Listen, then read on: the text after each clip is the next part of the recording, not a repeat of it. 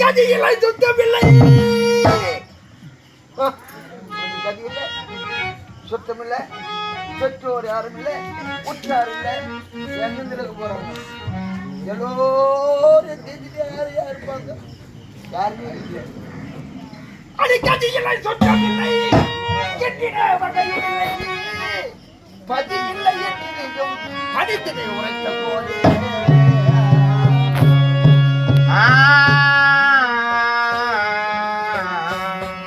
பதிதனில் உணர்ந்தேன் உன்னையே எந்த பதிதனில் உணர்ந்தேன் உன்னை மதா ஜாலிலீலி என்று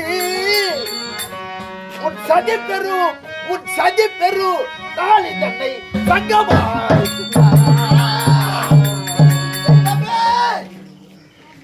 அண்டமே காசி